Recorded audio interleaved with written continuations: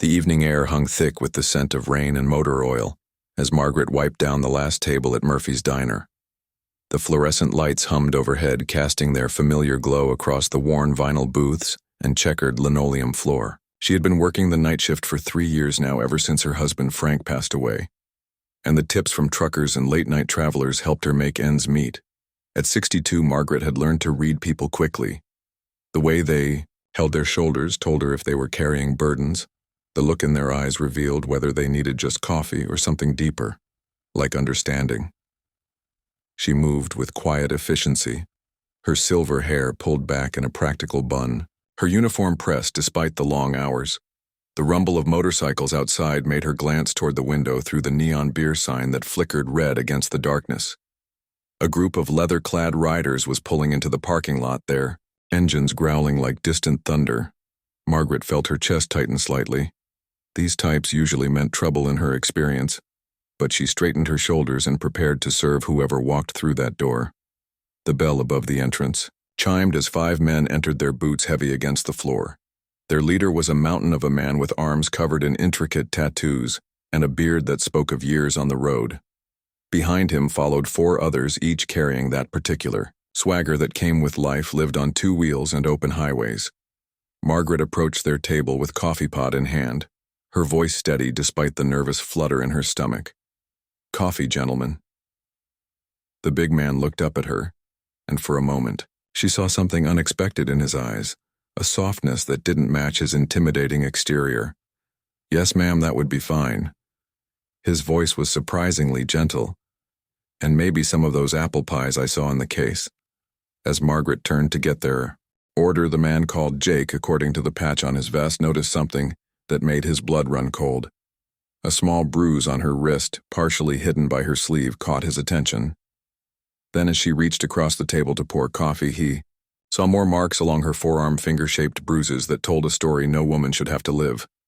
When Margaret returned with their pie, Jake's expression had changed completely.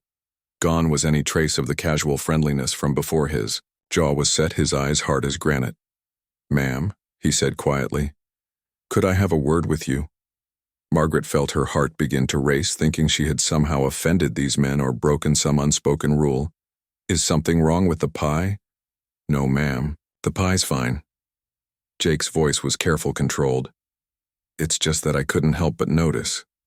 He paused, choosing his words like a man walking through a minefield. "Those marks on your arms, they look fresh."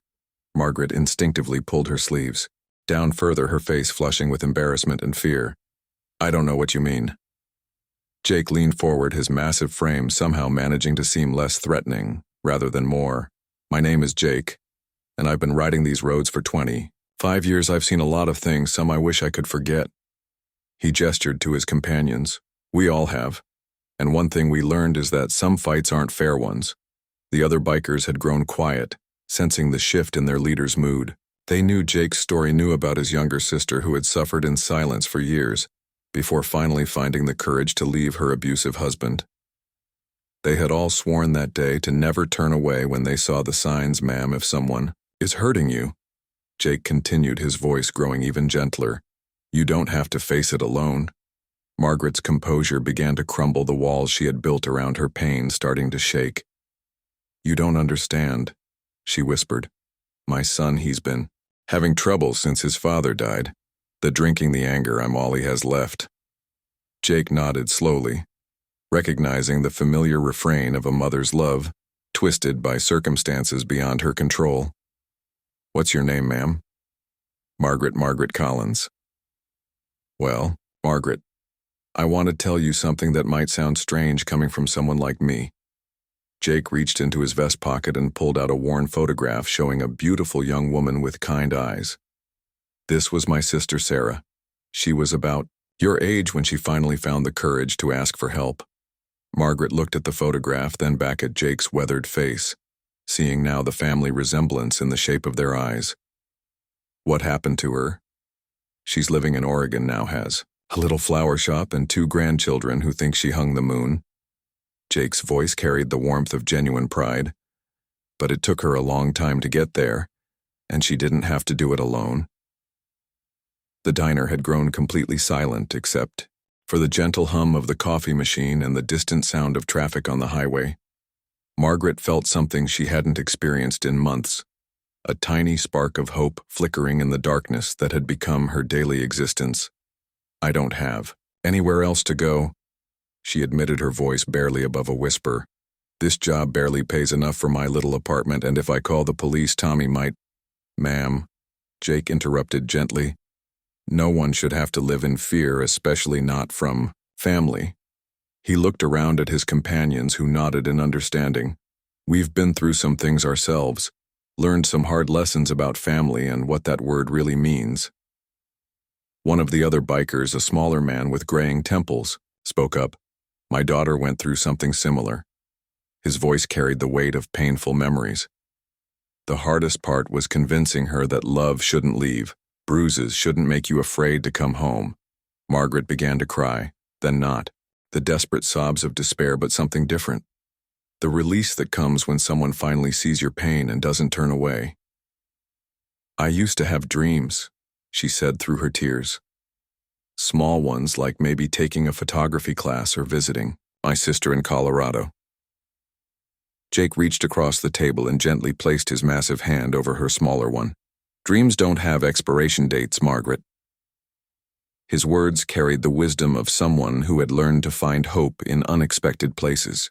And sometimes the road to those dreams starts with a single conversation in a diner at midnight. What happened next would be talked about in Murphy's diner for years to come. Jake stood up slowly, his presence commanding attention from everyone. In the establishment, without a word, he walked to the door, flipped the sign to closed, and returned to Margaret's table. "Here's what we're going to do," Jake said, his voice carrying the authority of a man accustomed to making difficult decisions. "My friend Eddie here," he gestured to one of his companions, "runs a women's shelter 2 towns over. Safe place. Good people who understand these situations." Eddie nodded, speaking with quiet confidence. "We've helped a lot of folks get back on their feet, Margaret. It's not charity, it's community." "But my job," Margaret protested. "I can't just leave."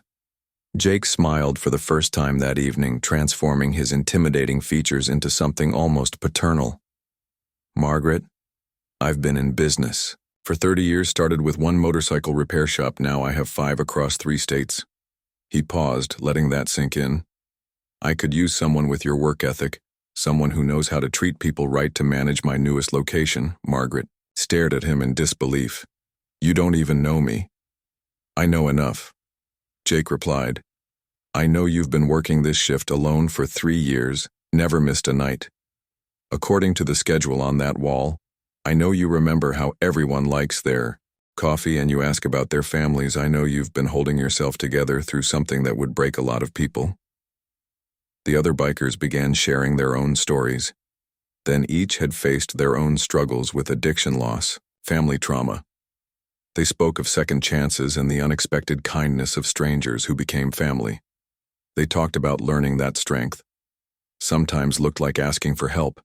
As the night wore on, Margaret felt something shifting inside her chest. The tight knot of fear and resignation that had lived there for so long began to loosen. She thought about her late husband, Frank, and how he used to say that angels sometimes wore leather jackets and rode motorcycles. "What about Tommy?" she asked, finally voicing her deepest fear. Jake's expression grew serious but not unkind. "Margaret, your son is a grown man and his choices are his own. You raising him with love and sacrifice doesn't mean you owe him your safety or your future." He paused, choosing his words carefully. "Sometimes the most loving thing we can do for someone is to stop enabling their worst behavior," Eddie added gently. "The shelter has counselors, people who specialize in family situations like this. They can help you figure out how to love your son while still protecting yourself." Margaret looked around the diner at these unlikely guardian angels who had wandered into her life on a random Tuesday night. She thought about all the times she had served coffee to strangers, never knowing their stories, their struggles, their capacity for unexpected kindness. "I have a photograph album in my apartment," she said quietly. "Pictures of Frank and me from when we were young, traveling across the country in an old Buick." Her voice grew stronger. "I haven't looked at it in years, couldn't bear to remember what happiness felt like." Jake smiled again. Well, Margaret, sounds like it's time to start making some new memories. What followed was not a dramatic rescue scene, but something far more powerful. The quiet mobilization of people who had learned to recognize pain and respond with practical love. Eddie made phone calls to the shelter, arranging immediate place me.